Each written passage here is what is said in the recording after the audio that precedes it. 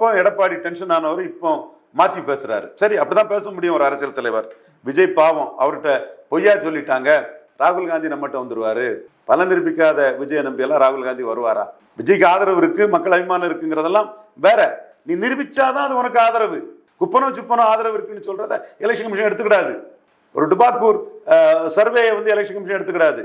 அதை பலன் நிரூபிக்கப்பட்ட ஒரு கட்சி எடுத்துக்கிறாது. அப்போ நீங்க ராகுல் வர்றதும் திருமா வர்றதும் 1% பலம் கொடுத்தவங்க உங்ககிட்ட வர்றதும் அல்லது உங்களை ஒரு சக்தியாட்டு சேர்க்கறதும் நீங்க பலம் நிரூபிச்ச பிறகுதான்.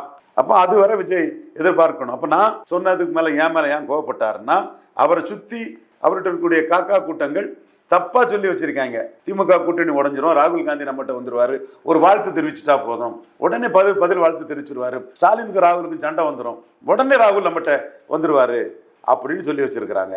ஆட்சியில் பங்குன்னு சொல்லிட்டா போதும், திருமாவளவன் நம்மகிட்ட வந்துருவாருன்னு. எப்பா, பலம் நிரூபிக்காத ஒருத்தர் சொன்னா ஆட்சியில் பங்குன்னு சொன்னா யாராவது வருவாங்களா? ஸோ விஜய் மேல கோவப்பட்டதுலையும் அர்த்தம் இல்லைன்னு சகோதரர் விஜய் ப்ரோ இப்போ நீங்க உணர்ந்திருப்பீங்க. அதே மாதிரி எடப்பாடி கோவப்பட்டதுலையும் அர்த்தம் இல்லைங்கிற மட்டும் இல்லை, எடப்பாடி அதுல இருந்து மாத்தி மறிச்சு அடிமைகள் அது இதுன்னு இவங்கெல்லாம் கட்சி வளராது அது இதுன்னு வேற மாதிரி பேச ஆரம்பிச்சிட்டாரு.